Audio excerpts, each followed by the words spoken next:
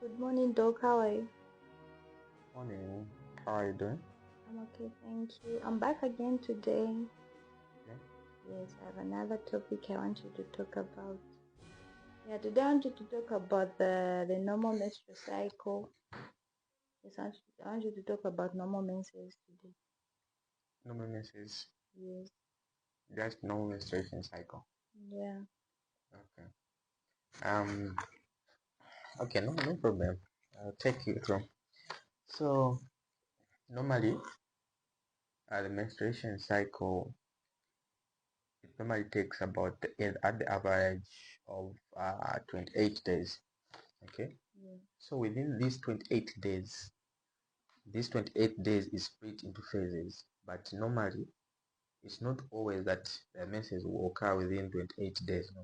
Some they can extend up to maybe 35 days, 30 days. Yeah. But the normal, you count within 28 days. That is the average. And it can happen maybe even below than 28 days, maybe 25 days. Yeah. But we put it, the average should be 28. Okay. So now, what happened there is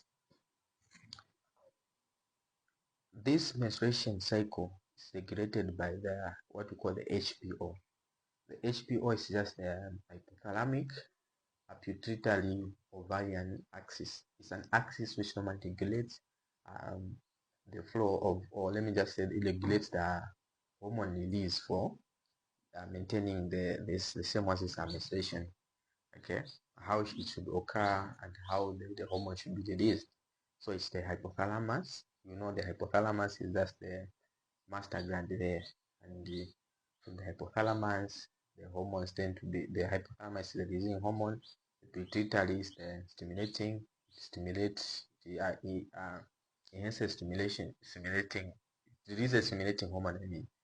Okay, and on the ovaries goes to the ovaries and what will happen, so forth. So those are the phases that I'm going to talk about. Okay, okay, so there are three phases. Phase one is called the follicular phase. So during the follicular phase, there is what we call the we'll start first with hypothalamus. So hypothalamus will release the hormone which is called the gonadotropin releasing hormone. So when this gonadotropin releasing hormone is released, it goes direct to the specifically the anterior pituitary gland. Okay. yeah, When it goes to anterior pituitary gland, it now enhances the release the release of follicle stimulating hormone. So it is called FSH. So the follicle stimulating hormone will now goes to the ovaries to now tell the ovaries now to, to go to the follicles, okay, to mm-hmm. enhances the growth of ovarian follicles, okay. Yeah, So during that enhancement of ovarian follicles, what will happen is that there'll be release of estrogen. So that estrogen will send signals to the, will act directly, will go to the uterine lining, okay, to tell the specifically the endometrium.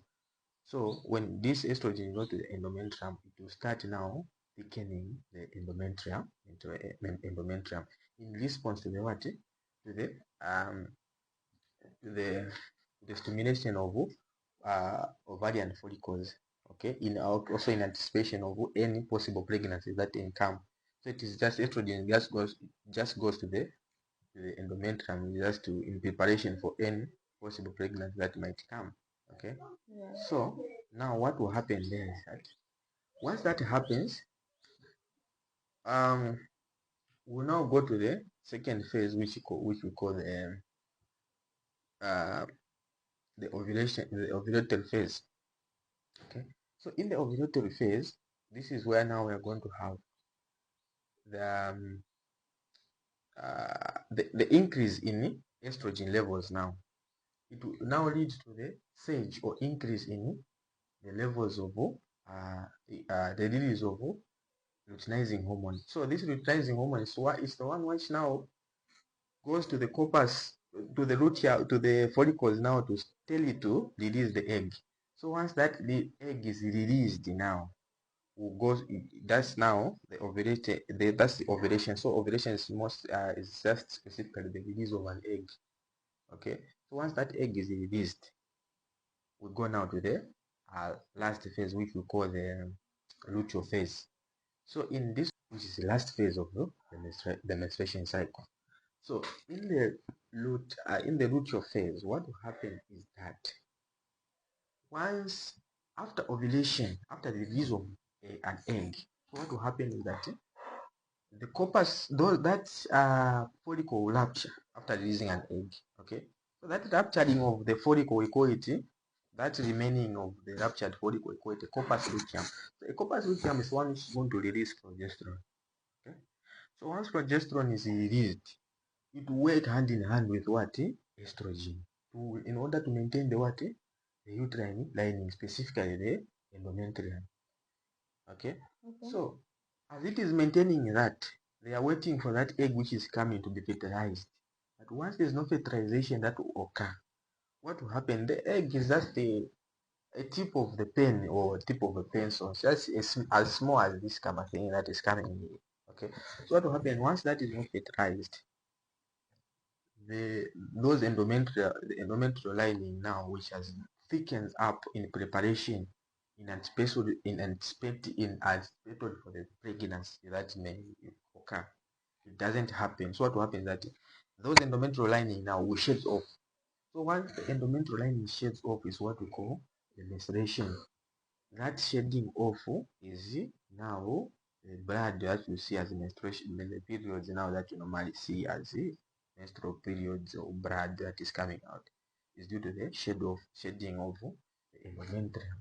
I'm sure that is the normal menstruation cycle. So it will occur that the last phase occurs from maybe 25 to 28. So to 28th day.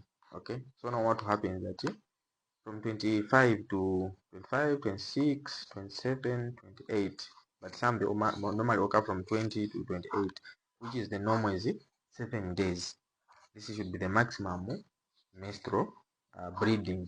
Okay, but the minimum should be 2.